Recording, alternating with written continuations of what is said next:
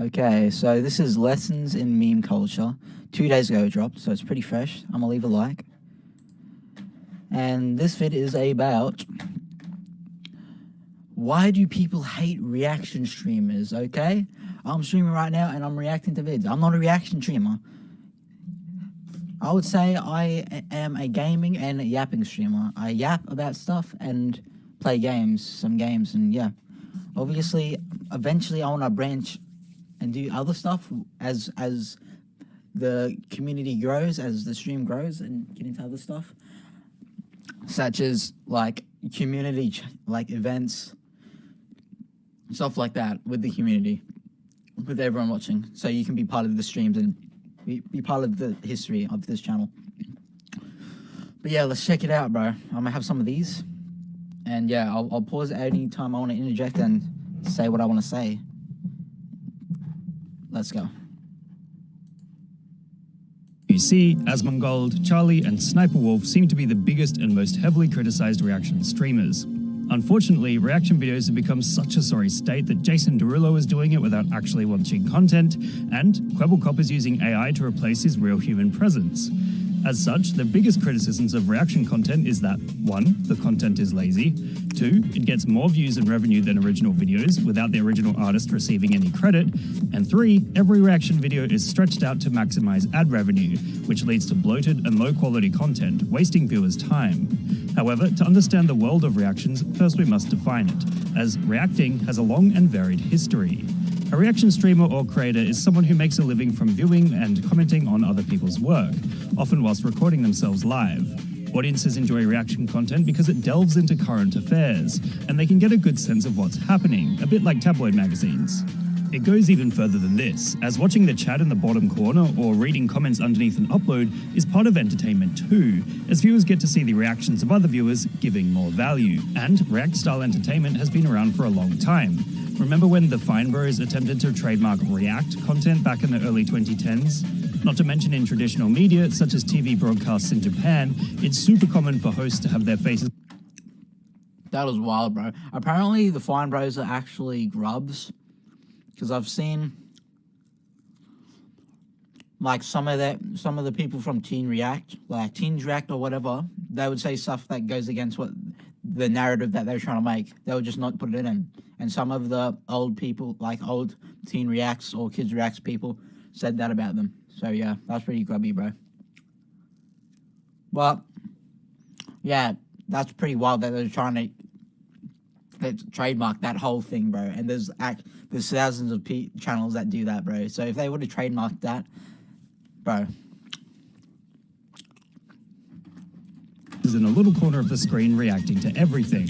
The more expressive and opinionated a broadcaster is, the more people like them, which mirrors the current online model, and this can be genuinely entertaining if done well. This is why you'll see crowd reactions in sports or comedy settings, because humans are social creatures and want to see what other people are thinking. Reaction videos simply make these shots of people the entire focus. Not too long ago, I released a video exploring why there is so much hate towards Charlie, but I feel it did not discuss the wider concept in as much depth as it should have. Hence, this video exists to fill in the gap. Bro, Charlie's a G though. Like, I agree with most of his takes, and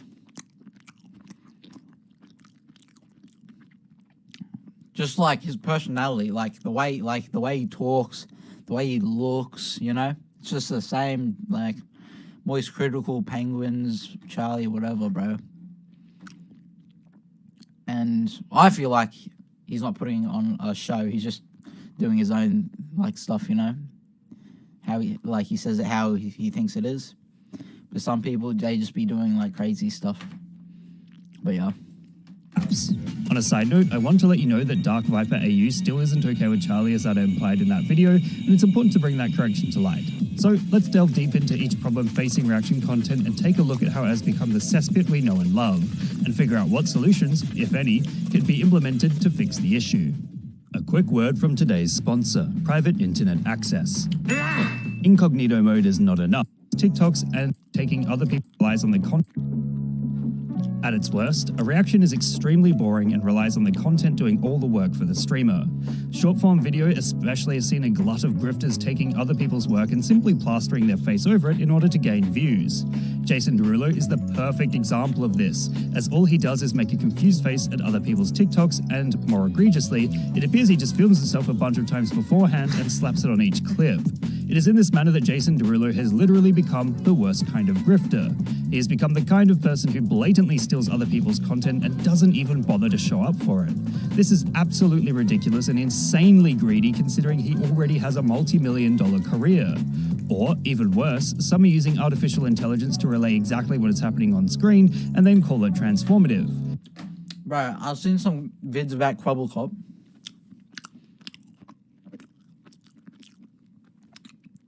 And I think it was all vids by Charlie as well. But, bro, he's like AI. He's using his AI, so he doesn't mean need to do anything, bro. And like all this code and that, and it's still not that good. But he's gonna keep doing it until it looks realistic, bro. And that's what lots of people will do with this AI technology. So eventually, like lots of things, bro, you'll see, and it's not even true. Even now, some people think it's true. Like, obviously it's fake, but some people still can't tell. Like like especially like a big one, Joe Rogan clips, bro. Because obviously there's hundreds of Joe Rogan podcasts, bro, and he talks about all these stuff. But lots of people just be making like Joe Rogan speak, and then they just overlay it with some AI Joe Rogan voice and promote their products, bro. They be like, oh, they'll just make Joe Rogan say, oh yeah, this gum is so good, blah blah blah blah. But I was on Instagram, bro, and this ad popped up.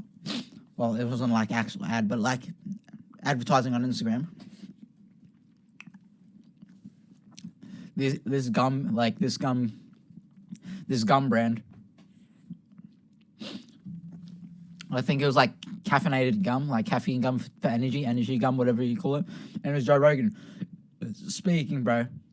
And I was like, bro, this is fake. And there's thousands of likes, so people obviously didn't like know, or they just don't know Joe Rogan they haven't seen much Joe Rogan stuff or AI or whatever, and they think it's true and they like it, bro. So I just went in the comments, and this probably didn't do anything, but I was just like, whoever's running this Instagram page is a loser for faking this stuff. And some other people commented stuff about that as well. But yeah, this AI stuff is just lazy, and Quabblecop is just doing this to make as much money as possible with as little effort possible, bro.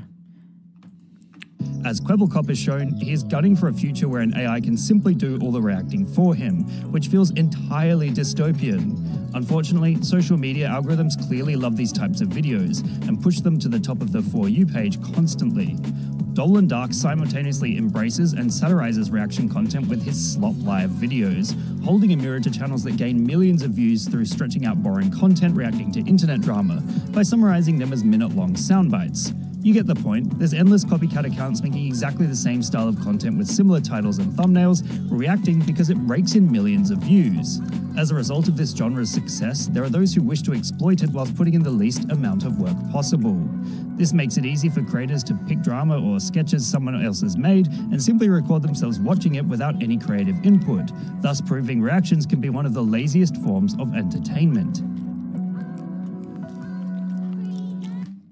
Yeah, laziest form of entertainment, bro. But like the Jason Derulo stuff that he popped up and like Moist Critical is very different, bro.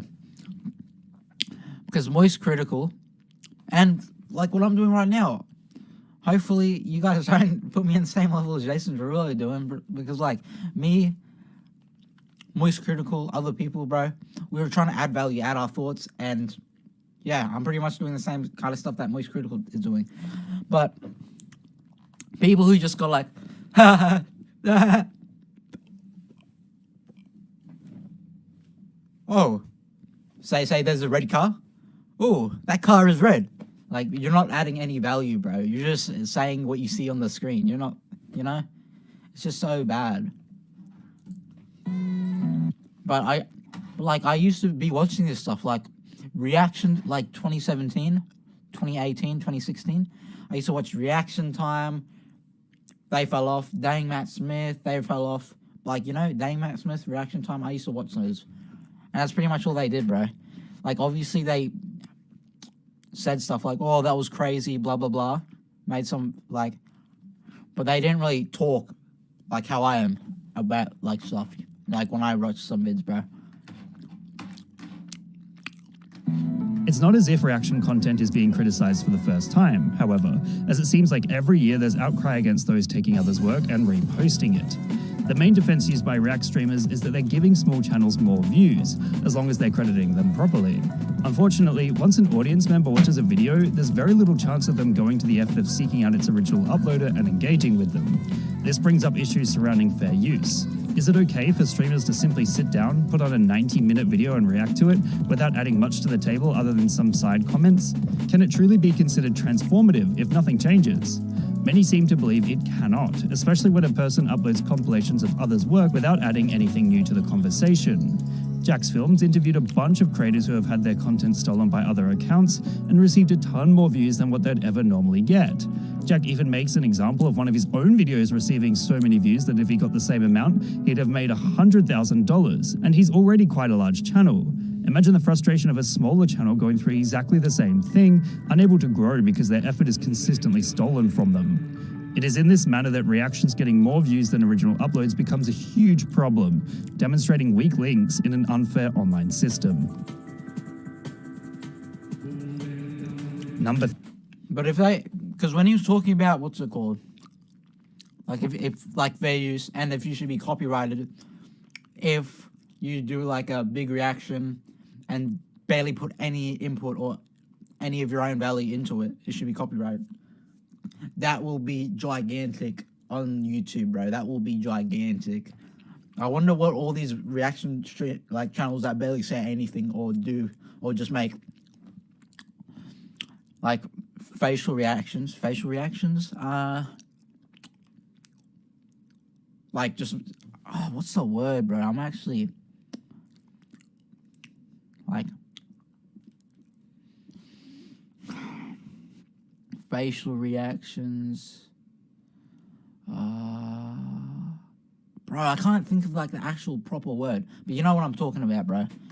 But that would be big. I wonder what they'll be doing, because lots of them, like when they start speaking, some people won't watch them because they don't like how they speak or like their thoughts or their personality. That's why, like, even if lots of people, like, if these people did post their personality, they wouldn't like it. But they don't, and just don't barely put any of their actual personality in it. So a larger audience, like a more broader crowd, will watch them, bro, because they don't really know how they be thinking or how they are. So then a larger crowd, like people from all different walks of life or thought processes, will watch it, bro, because it's not really like their actual personality and how they think. So it's more of a broad range, which gets more views and more of that. So yeah. What am I doing, bro? Let's go. 3 is more of an issue that social media platforms have created, as they built a system that incentivizes video padding. Gaming has long taught us that humans will always min-max a system they are presented with, even if they don't find it fun, which is exactly what is happening here and why topics that can be communicated concisely are often drawn out to 8 to 10 minutes in order to maximize ad revenue. Streamers like Sniper Wolf are absolutely famous for padding out their YouTube uploads by simply posting footage from their streams which show them watching TikToks, often without crediting original creators. In fact, most reaction channels are guilty of this fact, whether they put in a lot of effort or not. It gets to the point where reaction channels are reacting to other reaction channels, reacting to other reaction channels, until social media at large becomes a massive cesspit of reaction content bloating until it inevitably bursts under its own weight. One of my favorite examples of this is a video by Meat Canyon showing XQC turning into an eye-gobbling goblin, and XQC reacted live to it, taking it extremely well despite it throwing so much shade at him. But furthering the cycle, Papa Meat released a video titled Meat Canyon Reacts to XQC Reacts to Tragedy of a Reaction Streamer, which, like Dolan Duck Slop Live, simultaneously embraces and satirizes the insanity of it all. So not only are reaction streamers padding out their videos to ridiculous lengths, wasting viewers' time, but these paddings are resulting in further reactions, propagating the cycle indefinitely. Okay. Bro. Real quick. I don't know how you guys actually watch XQC. Some of his takes and some of the ways he thinks, bro, I cannot get behind any of it. Especially when he was like, I think it was like Aiden Ross and he was with Andrew Tate, about if a dude broke into his house, bro, he'd rather let his girl go downstairs and fight him than he, like, bro, like, oh my gosh, get away from me if you actually think like that. And obviously, XQC ain't a big guy, but bro, if you don't know how to fight or defend yourself, like, it doesn't matter. At least go down there instead of your girl. Like, come on, bro. And even the way he talks, bro, I saw a reaction. I saw a vid of him reacting to himself, and like I'm not a XQC watcher, but I see some of his stuff like on YouTube Shorts or talking gibberish, bro. And even himself, he was like, what are you saying? I can't, like, bro. How do people actually watch this dude? You can't, like, lots of the time you can't understand what this guy's saying. It would appear people that make their living simply by reacting to what is happening in front of them have existed for many, many years. However, the world of React streaming specifically seems to be what has led to a consistent outcry from those on the internet, leading to levels of hatred that border on obsession. Though whether or not reaction content has actually ruined the internet is difficult to discern, as the idea that it is lazy seems subjective. Given the fact that the algorithms created by social media tech giants seem to push this content to the top implies something else. The idea that our online environment incentivizes certain types of content over others, and as a result, reaction streamers will be here to stay until that changes. I also want to reiterate the fact that there are plenty of reaction content creators out there, whether they be streamers or regular channels, that do put effort toward their own work, but these are often outshunned by the bad actors like Jason Derulo. So what can we do moving forward? Well, from the anecdotal evidence given, it's clear there needs to be a huge change when it comes to fair use laws. They need to be easily enforceable and easily defendable, as at the current moment they seem to be such a grey area on the content creator spectrum, which simply hurts everyone. This would ensure reaction content would not involve stolen work, and proper parties could be credited. Or, as others have asked for many times, we need a system that identifies original uploads of videos and allows content creators to claim a cut of ad revenue, as it is extremely unfair to see someone... Yeah, I was thinking about that before, bro, when you was talking about how reaction videos are... they're getting more views and more money reacting to the vid than the actual vid itself. So, yeah, that would actually be so good. And they're talking about some people, their defense is, oh yeah, we're helping smaller channels by reacting to their vids, and they be getting 1 million views, and barely anyone actually watch their reaction and then goes to the original vid to show some love and subscribe and like the video. So they might get 1 million, and the other channel might get like 20k, bro.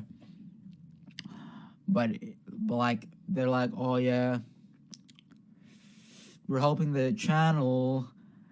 We're getting them more reach by reacting to it, putting on the big scale.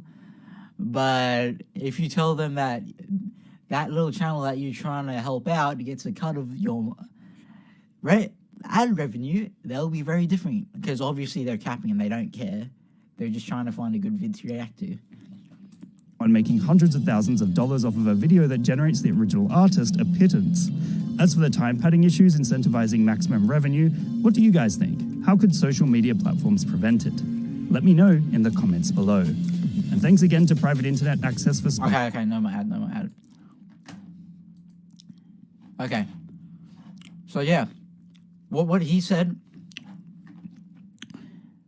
how they get a cut of the ad revenue, that would definitely work, bro. And like when he was saying earlier, it could be copyrighted. They could be copyrighted if they watch your vid and barely do anything to it. It's pretty much the original content except for their little face in the corner going, you know what I'm talking about. But yeah, very interesting. And I don't know, I'm streaming right now reacting to a vid about why people hate reaction streamers, but I'm not a reaction streamer, bro. I just be reacting to a couple vids at the end of the streams. But streamers who do, like, people whose entire stream is doing this, bro, like, that is just so lame.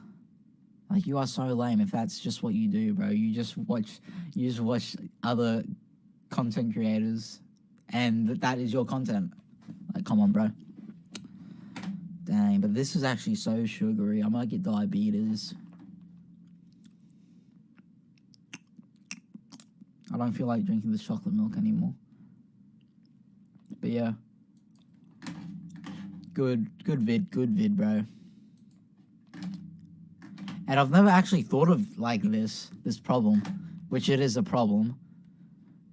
Especially for, like, when these larger creators get millions of views and thousands of dollars from reacting to small channels' content, and these small channels don't get none of it. And they're the whole reason. They're half of the reason that they got it. Because obviously the other half is the audience going to the larger content creator.